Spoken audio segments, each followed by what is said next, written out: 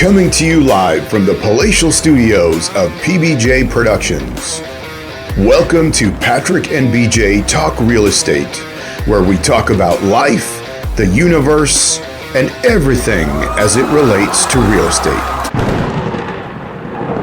Hey everybody, it's BJ. And Patrick. And we're here again talking about all things real estate. And today we have a special guest that we're going to talk about what's going on in the world of mortgages and mortgage rates and how that affects you and how you can take advantage of a lot of opportunities that are out there. So our special guest, Nathan Blais, he's a mortgage professional and he's going to help us with answering these questions. Hey everybody. So we always talk about, between BJ and I, when is the right time for people to buy? And we always say it's when you're ready.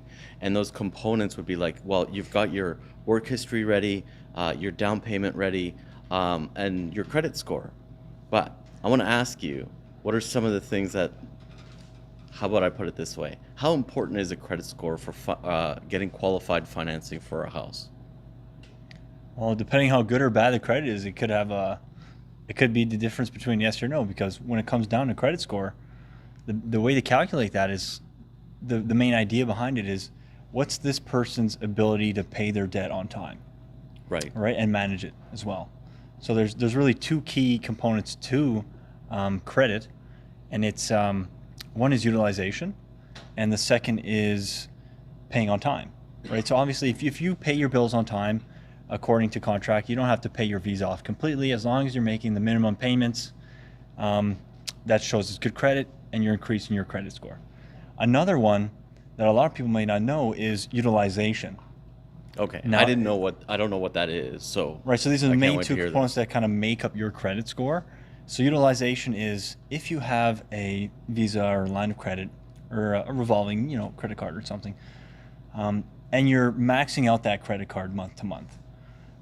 It's going to affect your credit score in a negative way of potentially up to 100 points. But they give you that much credit to use. Right. So and then they penalize you if you use it. It's kind of funny in the sense that if you actually had two credit cards and divided the amount between the two using less of that credit amount for each account, you'd have a way better credit score. So just because you're not maxing out one card, you could take the same amount. Exactly. Let's say split it onto two cards. Why that makes sense, I'm not sure. You can even have an argument to say that maybe that client can't manage two credit cards, right? And now they made a poor decision, and now they have an extra card they have to worry about. But that's just how they look at the score. And I mean, that's something to keep in mind, that maybe you have cards that are maxed out and you're going to pull your credit for an auto loan or maybe a mortgage, and all you need to do is get a new credit and divide it between the two, and you can dramatically increase your credit score. So if you take on more debt that would reflect on points on increasing your credit, like let's say it's a car loan. I think they calculate car loan a little differently, but a little bit differently. Okay. It doesn't matter how much money you have available to use. What they're really looking at is how you utilize that money and how you manage it. Say you have $1,000 in a line of credit, and you haven't used it. It's not going to benefit you more than someone who has only $30,000 available to them to borrow. So it's no effect on the score. No. What if I had too many cards? I have a Hudson Bay card, I had a Best Buy card, a Visa, this. Anybody who offered me a credit card, I signed up for it for discount. What if it's that kind of person now that you have all this credit available to you? So that's that component makes up 15% or 10 or 15% of your credit score. And obviously if you're going out getting too many cards and it's not to the norm, like first of all, if someone has, it shows on their credit score they have a mortgage on a second home, or they have a auto loan. These are normal things. Or 2-3 credit cards or a line of credit. That's normal. Most of the population would have this. But when they start to see too many like that, all of a sudden they go, okay, this person's a credit seeker, and that will affect your score in a poor way. So it could be a good idea to also remove those cards if you have too many. It won't affect your credit if let's say you start canceling those. Let's say I want to buy a house in a year, and I start canceling all of these additional cards that really I just signed up for a discount or to buy one thing and now I forgot about it. Well, it depends how many cards we're talking about, but it would be a good idea. So these are some of the components that make a mortgage, but the smallest percentage, the 10% point that makes up your credit score is hard credit pulls. And that's what's actually talked about the most. People are always like, "Oh, you're gonna pull my credit. That's gonna hurt my credit. That's gonna be a bad thing, right?" Right. I want to go look at a new car. They're always worried about that. Yeah. Right. And the neat thing with mortgages in the mortgage sector is no matter how many credit check pulls you do within a 45-day period, that's all put as one, recorded as one. Oh, that's really good, because if you have to go multiple times, yeah, you're shopping around, or who knows to a why. lender, exactly. Yeah, be careful that it's done within this window, not right. to affect your credit. And there are soft credit pulls that your banks are doing every month. You may not know, and those have zero effect on your credit, and that just pulls your score. But when it comes to a hard credit pull, which is when you're seeking a product or something of value, that like a credit card or auto loan, then that's considered a hard credit pull. That's really interesting. I was at the Chevy dealership, and they said they would pull my credit to test drive a Corvette. Did they like the score? Did you end up test driving it? I said, "How do you know I'm financing this?" Oh, that's a good question. Right? You got him. Well, the BMW dealership, Porsche dealership, Mercedes don't ask. Hey. Sorry. I wouldn't know. That's funny. I like that. But anyhow. What are the numbers? Which numbers?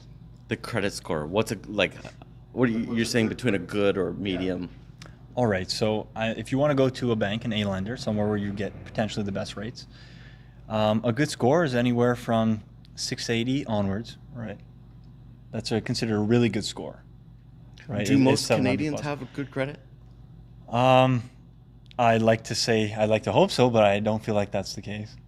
I don't have any numbers. That would be interesting to find out. That would be a whole topic for another conversation. I mean, now with COVID, I feel like it's probably worse off than it was before. What's an average credit rating? An average? Like that would still get you What's considered average? That'll get you a mortgage. Probably somewhere in the 600s. So not quite 680, but if you had somewhere around 600 or better. Right, and honestly, if 590, there's other lenders out there that may, but that's below. That's kind of low. That's pushing it. That's like a B lender then? Possibly, yes. Even then, some alternative lenders may not even accept that low of a rating, right? So it really depends on that person's credit score. It would be a interesting thing to look at their credit and kind of see what the problems are. As I mentioned, maybe they're just overutilizing a credit card, and they just need to get another one. And there you go. They could potentially increase it to make it in that bracket where they'll get a better interest rate. So really, you have to look at the whole picture. It's not like right.